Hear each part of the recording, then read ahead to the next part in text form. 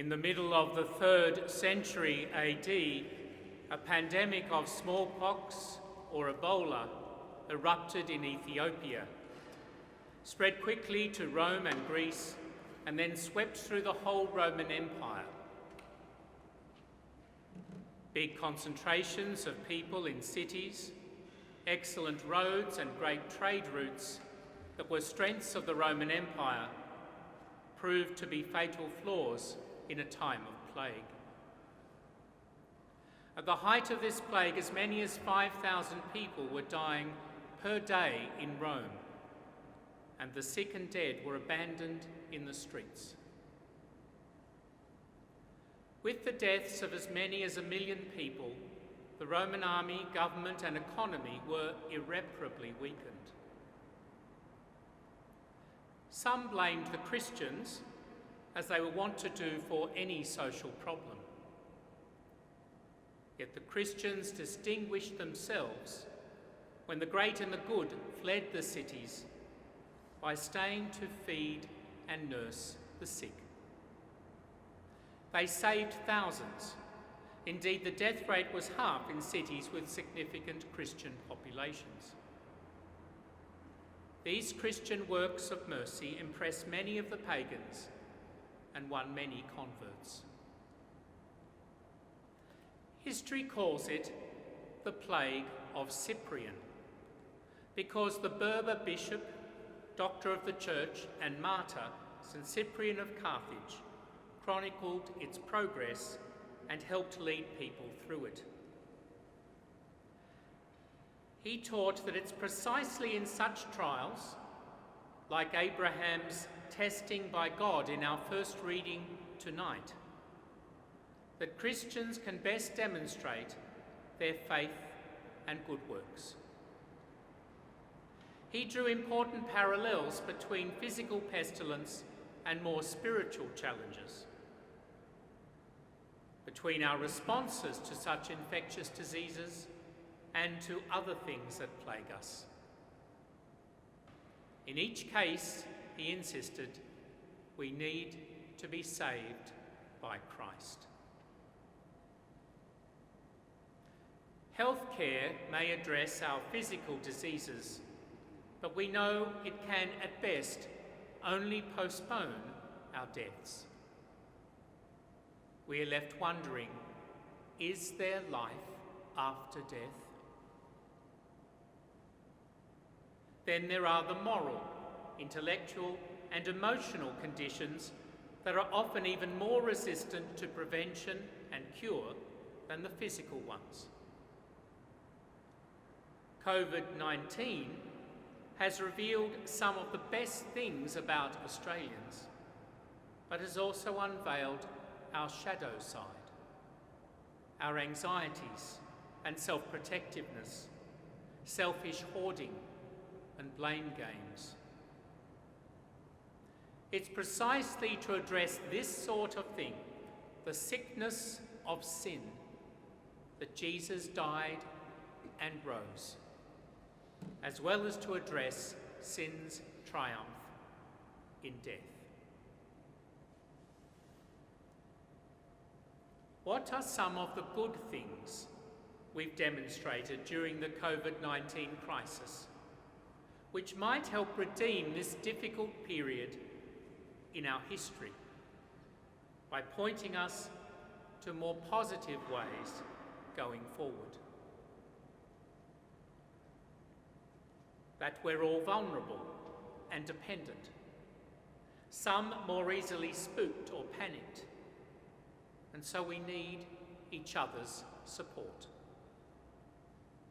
That there are some things, people, ideals, that matter most, and that there are sides of us beyond the physical, health and safety, that are at least as important. Why waste your money on what fails to satisfy? Isaiah asked in our third reading tonight. We've learned that isolation is difficult for most people, that we must constantly work at connecting better with others, and that a sense of neighbourliness, can be recovered while pushing the boundaries on who we include among our neighbours. And that in a crisis, we can become insular as a nation or as individuals, and so must scrutinise that carefully, knowing that sharing can be hard, but is right. We've been mightily impressed by the courage and self-giving of our health professionals, pastoral workers and others, caring for the dead, sick or at risk. We should imitate their generosity and make sure we support them well in more normal times. We've witnessed our political, business and labour leaders casting aside ideological differences to lead us through these dangers and keep our polity and economy going. Let's hope that long continues. We've seen essential service workers stay on the job, others work from home, those out of work still looking out for others. We've proven we can adapt and been well supported by new technologies. Now we've learned how, I suspect Zoom meetings will be much more a part of life in the years ahead. And we've found new places and ways to pray and share our faith and ideals. While of course, much will eventually return to normal, it will be a new normal, and it's up to us to ensure the new normal is a better normal, more just and compassionate, more hopeful and caring. On Easter night in any ordinary year, the Paschal candle would be lit from the Easter fire outside and carried into the cathedral as a symbol of Christ, our light returned and hope restored. This year there's no fire and no congregation to light their own candles from his. But the Paschal candle there is. And already people are demonstrating that Easter light in their acts of kindness, their pulling together, their intercession and sharing. So Good Friday speaks of from what that we are saved. Easter tells us of for what that we are saved. And the Easter season that begins tonight and extends to the end of time proclaims loud and clear by whom we are saved. Jesus Christ is our sure and certain hope of the resurrection. Some will say, well, that's a nice story, but no thanks. I don't really believe in God. I get that.